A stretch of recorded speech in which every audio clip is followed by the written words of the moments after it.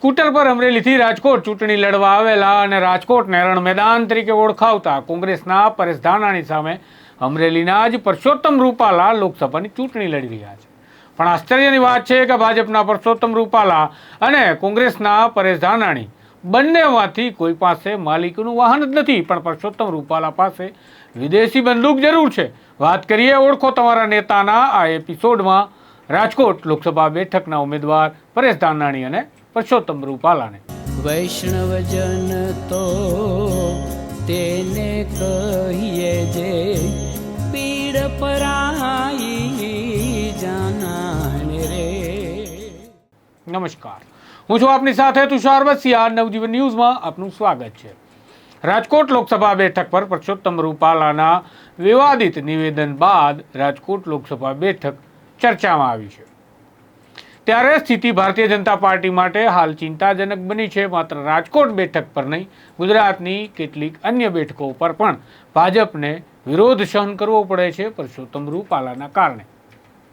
આ દરમિયાન 1,40,331 રૂપિયાની રોકડ ધરાવતા પરેશ ધાનાણીએ અમરેલીથી સ્કૂટરનો સેલ્ફ લગાવ્યો અને ₹18,89,486 રૂપિયાની રોકડ રકમ હાથ પર ધરાવતા પરસોત્તમ રૂપાલા સામે ચૂંટણી મેદાનમાં ઝંપલાવ્યું છે.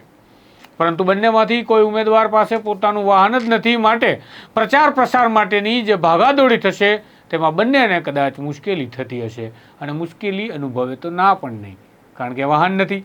પણ જો કોઈ દયા ખાય અને મિત્ર ભાવે વાહન આપશે તો બંનેને આ ચિંતામાંથી મુક્તિ પણ મળી જાય. પણ અહીંયા મહત્વની વાત એ છે કે પરસોત્તમ રૂપાલાના પત્ની સવિતાબેન પાસે જેટલા રોકડા છે એટલા રોકડા તો પરેશ ધાનાણી, તેમના પત્ની વર્ષાબેન ધાનાણી અને તેમની દીકરીઓનો કુલ સરવાળો થાય તો પણ ભેગું ન થાય એટલી મોટી રકમ છે. કારણ કે સવિતાબેન પાસે ₹9,13,000 કરતાં વધારેની રોકડ રકમ છે, જ્યારે પરેશ ધાનાણી સહિત તેમના પરિવારનો સરવાળો ₹3 લાખથી સેજ વધારે થાય છે. હવે વાત કરીએ બંદૂકની. વિદેશી બંદૂક જે પરસોત્તમ રૂપાલા પાસે છે, વાહન ભલે ન હોય પણ તેમને 87,500 રૂપિયાની બંદૂક જરૂર છોડાવી છે.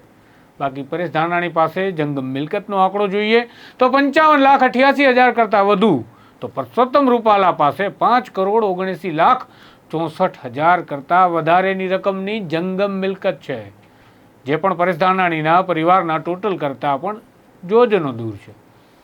આમ કહી શકાય કે પરેશ ધાનાણી કરતાં પૈસામાં પરસોત્તમ રૂપાલા આગળ છે.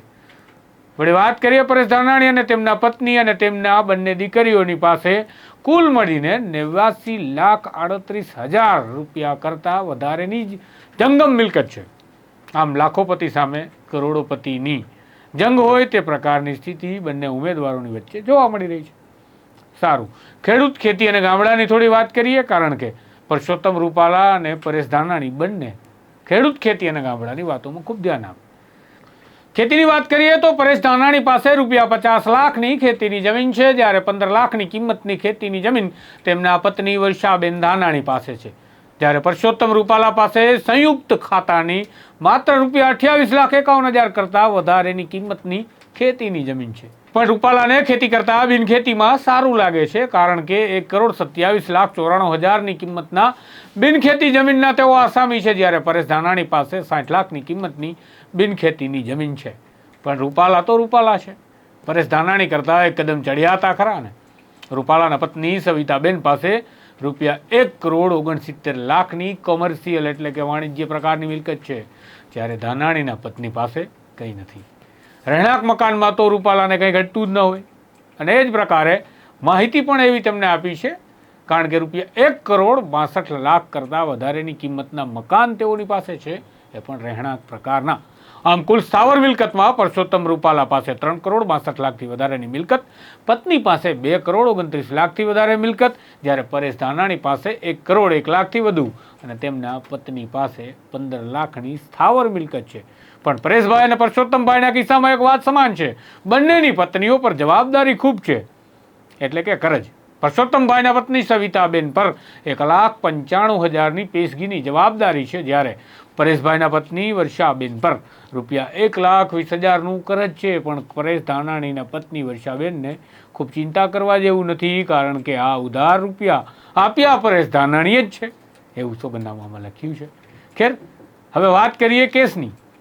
તો કેસની બાબતમાં પરસોત્તમ રૂપાલા ધાનાણીને ટક્કર મારી અને પછાડી રહ્યા છે, કારણ કે પરેશ ધાનાણી પર કોઈ કેસ નોંધાયો નથી તેવું સોગંદનામામાં છે. જ્યારે પરસોત્તમ રૂપાલા પર 3 ફરિયાદ નોંધાય અને 3 ફરિયાદ વર્ષ 2024માં નોંધાઈ, જેમાં રાજકોટ, બોટાદ અને ગોંડલ છે. અને મને લાગે છે ત્યાં સુધી એવું બની શકે કે આ 3 કેસ ક્ષત્રિયોના મામલે કરેલી ટિપ્પણીની ફળશ્રુતિ માટે નોંધાયા હશે. જોઈએ હવે લોકસભાની ચૂંટણીમાં મતદારો શું નક્કી કરે છે. આ તો તમારા ઉમેદવારનો ડેટા જે ઉમેદવારે સોગંદનામા પર જાહેર કર્યું છે. બસ, તો આ છે રાજકોટ લોકસભા બેઠકના કોંગ્રેસ અને ભારતીય જનતા પાર્ટીના ઉમેદવારોની એ માહિતી, જે માહિતી તેમણે પોતે જ સોગંદનામા પર ચૂંટણી પંચ સમક્ષ જાહેર કરી છે. હવે જાહેર ન કર્યું હોય એવું કંઈ હોય તો એ જાણો તમે અને જાણે રામ. નમસ્કાર. વૈષ્ણવજન તો તેને કહીએ જે પીડ પરાઈ જાના.